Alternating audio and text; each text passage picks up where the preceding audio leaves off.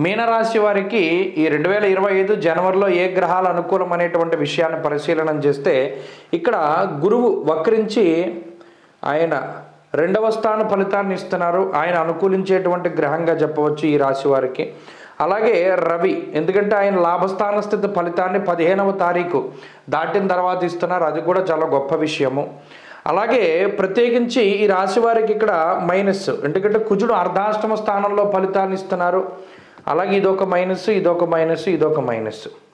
ప్రత్యేకించి ఇవి కొంత ఎక్కువగా పీడించే గ్రహాలు, అంటే శని కానీ, శుక్రుడు కానీ, రాహువు కానీ, కుజుడు కానీ, ఈ 4 గ్రహాలు మాత్రం ప్రత్యేకించి పీడిస్తూ ఉంటాయి. పీడించడం అంటే ఏంటండి, అంటే వ్యతిరేకత అన్నమాట. వ్యయంలో శని శుక్రుడు కలిసి ఉండడం అన్నది అది దోషం. దానివల్ల ఏంటి, జోదము, వ్యసనములు, స్పెక్యులేషను, ఇలా ఈజీగా డబ్బు సంపాదించాలి అనేటువంటి దాని మీద పెట్టుబడి పెట్టేటువంటి అందరూ కూడా కొంత ఎక్కువ నష్టపోవడానికి అవకాశాన్ని శుక్ర శనేశ్వరులు కల్పిస్తారు. మానహానిర్ మనక్లేశం కృష్యర్ భోజన పల్పస. నిజానికి తిండి గురించి కానీ, బట్ట గురించి కానీ, లేదా మీ గురించి కాకుండా ఏదో దానికోసం డబ్బుని ఖర్చు పెట్టి కోల్పోయేటువంటి అవకాశాలని ఈ శని శుక్రులు ఇద్దరు కూడా ఇస్తారు. అంటే వ్యసనాలకి ప్రత్యేకించి చెప్పుకుంటూ వస్తే ఇక 22వ తారీఖు నుండి అర్ధాష్టమ కుజుడు భాగ్యహానిర్ భయం క్రూరం బంధువైరం ధనక్షయం. బంధువులతోటి, మిత్రులతోటి, లేదా కుటుంబ సభ్యులతోటి, తోబుట్టువులతోటి సఖ్యతను పాడు చేస్తారు కుజుడు కానీ, లేదా జన్మ రాహువు కానీ. ధారాపుత్ర విరోధస్య అంటూ ఉన్నది శాస్త్రం. అంటే ఈ గ్రహగతులు ఏంటంటే ఇంత ప్రతికూలంగా ఉండడం వల్ల అంటే ప్రత్యేకించి ఒక పాజిటివిటీ ఉండదు. ఎంత మనం చొరవ చేసుకుని ముందుకు వెళ్ళినా కూడా ఇతరుల యొక్క సపోర్ట్ దొరకదు. మరి ఆ తరుణంలో ఈ మాసంలో ప్రధానంగా రవి బలం కానీ, లేదా గురు బలం కానీ, ఈ 2 గ్రహాల తాలూకు బలాలే ఉన్నప్పుడు, రవి దిగ్బలయుక్తుడై బలంగా ఉన్నప్పుడు కూడా కొంత సరే ఆత్మవిశ్వాసాన్ని ఇస్తారు. ఆత్మశత్రుత్సాహ వనపర్వతాది పితృకారకుడు కాబట్టి కొంత ఆత్మవిశ్వాసానికి ఆయన కారణమవుతారు. ఎన్ని క్లిష్టమైన పరిస్థితులున్నా వాటిని ఎదుర్కోగలిగేటువంటి శక్తిని ఇస్తారు.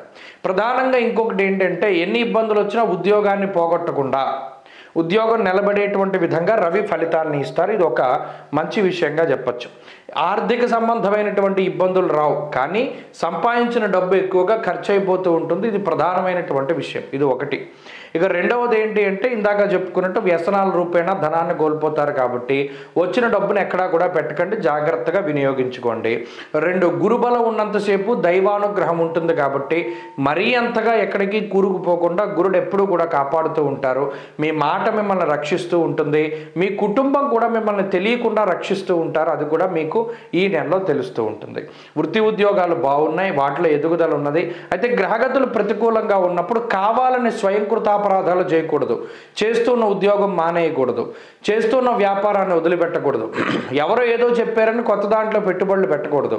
ఇవన్నీ చాలా జాగ్రత్తగా చూసుకుంటూ ఈ నెలలో ముందుకు వెళితే మంచి ఫలితాలు వస్తాయి. ప్రత్యేకించి ఇది అనారోగ్య సమస్యలు కనబడడం లేదు.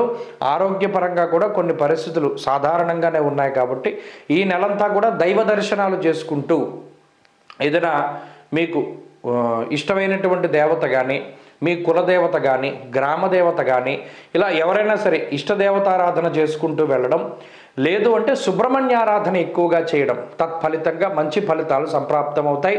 రాహు అనుకూలత కోసం ఆదివారం నాడు మినప్పప్పుతో చేసిన పదార్థాన్ని దానం చేయండి, మంచి ఫలితాలు సంప్రాప్తమవుతాయి. స్వస్తి.